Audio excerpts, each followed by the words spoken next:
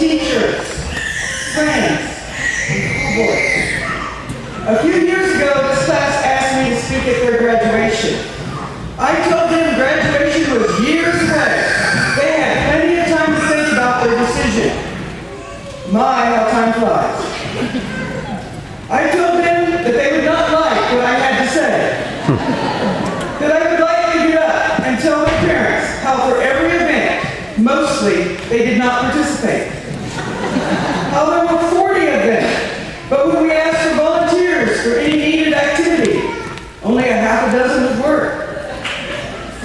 I told them, unlike the traditional speeches, I would not be able to talk about each of the 40 of them individually. But this class was very encouraging to me. To quote Dr. Seuss, be who you are, say what you feel, because those who matter, those who mind don't matter, and those who matter don't mind. They did warn me, though, that even though they are accustomed to my speedy talk, I should slow down for their parents at graduation. Our parents listen slower than we do.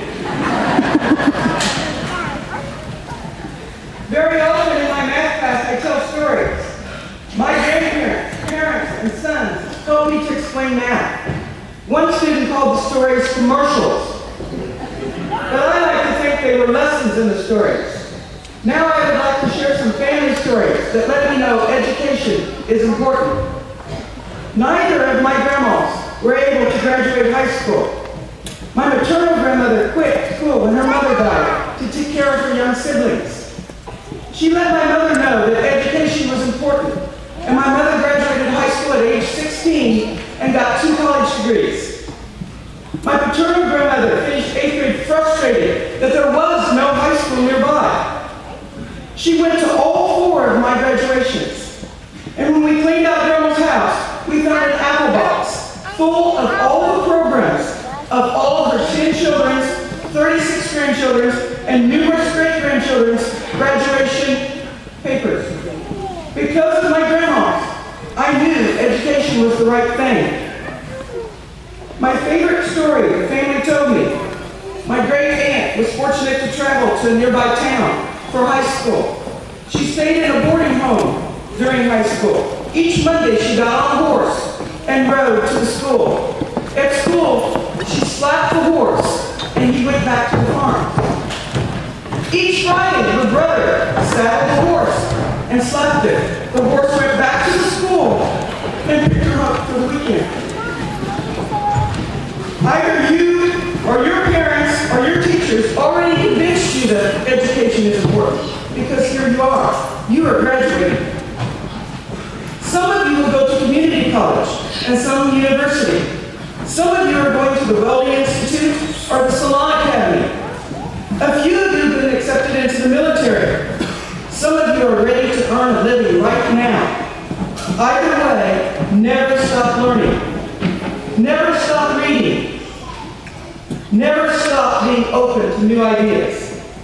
If nothing else, take a line dancing class, read a newspaper while riding a stationary bike, teach kids at church camp. Any of these will be good for you, for your heart and health, and will slow down your dementia. I frequently tell students that I don't do words, I do numbers. Well, here's the numbers. You had 79 class meetings, most of which I didn't enjoy.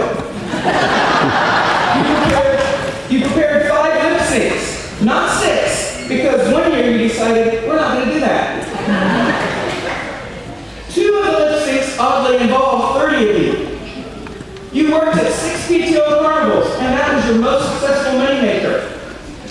The non-athletes and those without evening jobs worked at the concession stand 8 times, and you learned about the stink eye. You had 3 very unsuccessful money plans, including a dinner that was done in under 2 feet of snowstorm. You had 6 homecoming banners, but only 5 are displayed today because you had to explain to me that you destroyed the senior banner. You decorated 2 floats for the PTO. One of them is displayed today, but the other one literally blew away. Some of you went to a dozen A very few of you were the royalty at these dances. You sent 422 invitations. Look. To this graduation. 11 of you gave me senior photos. 32 of you have origami hanging from the ceiling in my room.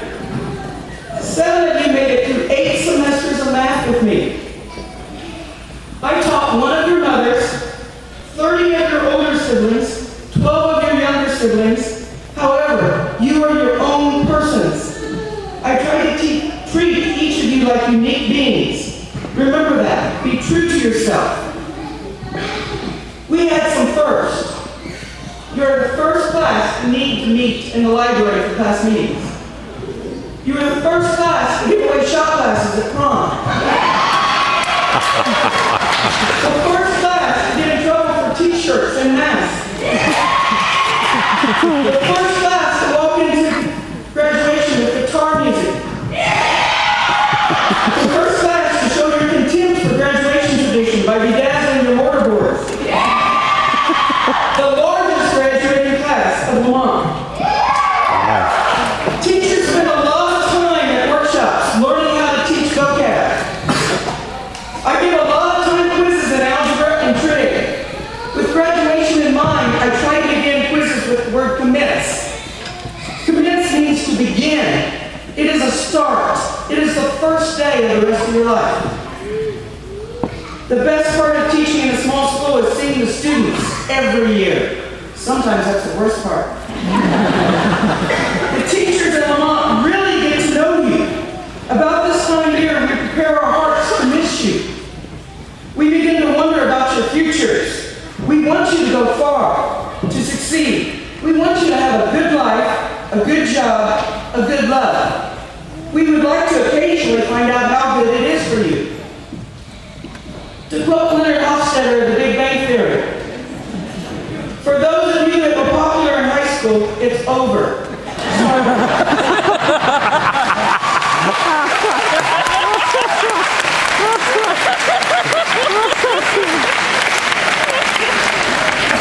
Quote my new favorite song by Matthew West. It's day one of the rest of my life. It's day one of the best of my life. I'm marching to the beat of a brand new drum. Yeah, here I come. The future has begun. Day one.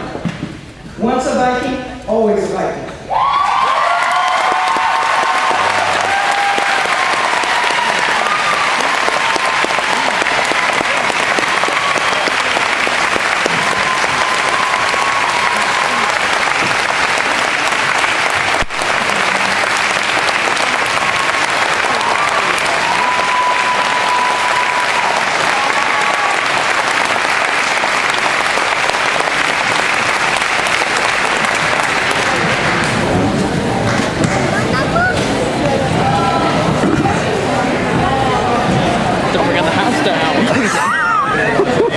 Look at a stick to it. Funny.